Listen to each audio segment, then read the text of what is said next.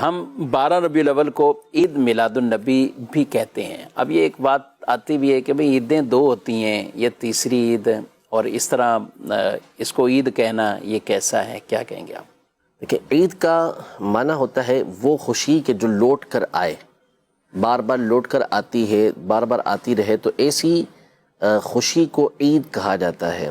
اسی لیے عرب دنیا کے اندر جو یوم آزادی ہوتا ہے، ہر سال جیسے ہمارے یہاں یوم آزادی منایا جاتا ہے 14 اگست کو، تو ہم تو اس کو یوم آزادی کہتے ہیں، آزادی کا دن. ٹھیک ہے. عرب والے اس کو العید الوطنی کہتے ہیں، یعنی اس کو وطن کی آزادی کی عید کے نام سے تعبیر کرتے ہیں، اس کو عید کا نام دیتے ہیں. تو وہ اس لیے کہ ہر سال جو خوشی ہوتی ہے آزادی کی وہ لوٹ کر آ رہی ہوتی ہے، اس لیے اس کو عید کا نام دیا جاتا ہے. اللہ پاک نے مسلمانوں کے لیے جو جمعہ کا دن ہے اسے پسند فرمایا ہے، مسلمانوں کے لیے یہ دن دیا گیا ہے. اور اس دن کے حوالے سے حدیث مبارکہ میں ہے، ارشاد فرمایا کہ یوم الجمعۃ عید المسلمین، جمعہ کا جو دن ہے وہ مسلمانوں کی عید کا دن ہے. تو یہ کہنا کہ عیدیں دو ہی ہیں اور بقایا دنوں کو عید نہیں کہہ سکتے، ایسا یہ غلط ہے. اگر ہم جمعہ والی حدیث لیں تو اس کا مطلب تو یہ ہوا کہ سال میں کم از کم 52 جو عیدیں تو ہوتی ہی ہوتی ہیں، ایک مہینے کے اندر کبھی 4 اور کبھی 5 عیدیں بھی ہو جاتی ہیں. اصل میں یہ 2 دن جس کو ہم خاص طور پہ عید کہتے ہیں، اس کی وجہ یہ ہے کہ جب نبی پاک صلی اللہ علیہ وسلم اور صحابہ کرام علیہم رضوان یہ ہجرت کر کے مدینہ منورہ تشریف لے کر آئے تو وہاں پہ لوگ 2 دن منایا کرتے تھے خوشی کے. ٹھیک. تو اور اس کے اندر طرح طرح کے معاملات ہوتے تھے. تو نبی پاک صلی اللہ علیہ وسلم نے فرمایا کہ اللہ نے ان کے بدلے تمہیں 2 دن اور عطا کر دیے ہیں، اور وہ عید الفطر کا دن تھا اور عید الاضحیٰ کا دن تھا. تو ان 2 دنوں کی خوشیوں کی وجہ سے کہ اس میں جو خوشیاں منائی جا رہی تھی، اس کی جگہ یہ 2 دن عطا کیے گئے ہیں. صحیح. اس کا مطلب یہ نہیں ہے کہ اور دنوں کو عید کہنے سے منع ہی کر دیا گیا ہو، کہ خود نبی پاک صلی اللہ علیہ وسلم نے اس دن کو عید قرار دیا کہ جس دن جمعہ ہوتا ہے، تو جمعہ کا دن عید کا دن قرار پایا. بخاری شریف کی حدیث مبارکہ ہے کہ حضرت سیدنا عمر رضی اللہ تعالی عنہ سے ایک اہل کتاب میں سے شخص نے، اس کے حوالے سے یہ ذکر کیا گیا کہ یہ کہنے والے حضرت کعب الاحبار تھے جو بعد میں ایمان لے آئے تھے. انہوں نے کہا کہ قرآن پاک میں ایک آیت ہے، اگر یہ ہم یہودیوں کے اوپر نازل ہوتی تو ہم اس دن کو عید منا لیتے.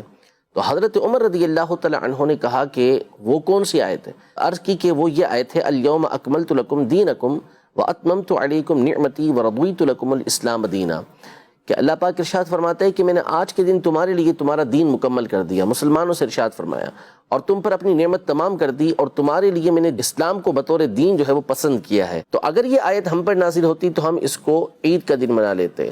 تو حضرت عمر رضی اللہ تعالیٰ عنہ نے فرمایا کہ ہم اس دن کو بھی جانتے ہیں جس دن یہ آیت نازل ہوئی، اور اس جگہ کو بھی جانتے ہیں کہ جہاں یہ آیت نازل ہوئی.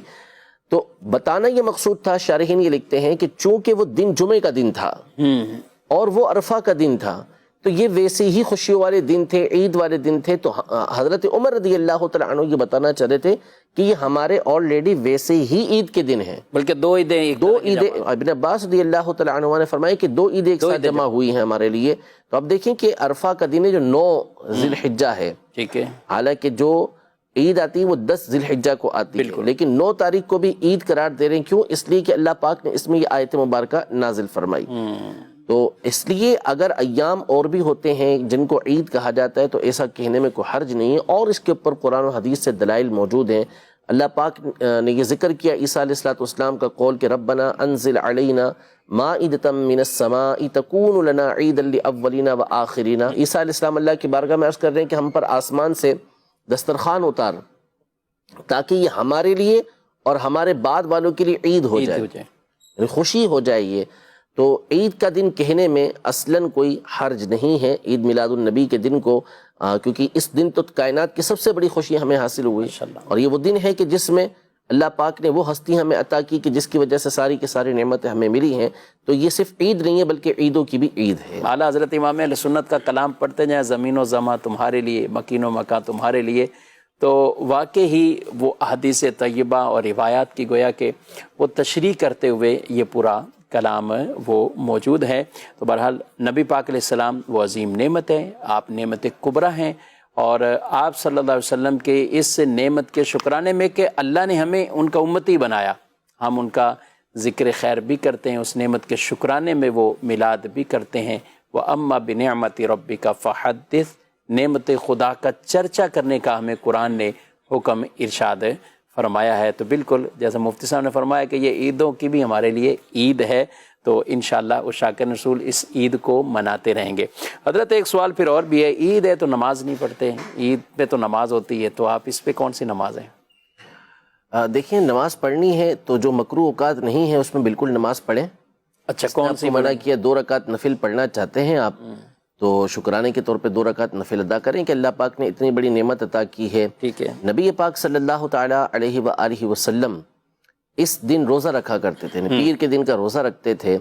جب صحابہ کرام علیہ مردوان نے عرض کی کہ کیا وجہ ہے کہ آپ اس دن روزہ رکھتے ہیں، تو فرمایا فیہ ولدت، میں اس دن پیدا ہوا ہوں، میں اللہ کے شکر ادا کرنے کے لیے جس دن میری پیدائش ہوئی ہے میں روزہ رکھ رہا ہوں، آپ روزہ رکھیں۔ تو عبادت کرنے سے کسی نے اس میں منع نہیں کیا، لیکن چونکہ جو چیز واجب ہوتی ہے، جو چیز لازم ہوتی ہے، جس کو واجب قرار دیا جائے، ضروری قرار دیا جائے، وہ شریعت کی طرف سے ہوگی، ٹھیک، وہ میں اور آپ اپنی طرف سے لازم قرار نہیں دے سکتے۔ تو شریعت نے چونکہ ان 2 عیدوں کے اوپر نماز رکھی ہے تو نماز اس میں پڑھی جائے گی، اور اس کے علاوہ عید نماز مقرر نہیں کی، اللہ پاک نے واجب نہیں کی ہمارے پر، تو لہذا نماز پڑھنا ہم پر واجب نہیں ہے، لیکن جس وقت میں نفل پڑھنے کی اجازت ہے اس وقت میں آپ نفل پڑھیں، کوئی اس کے اندر حرج نہیں ہے۔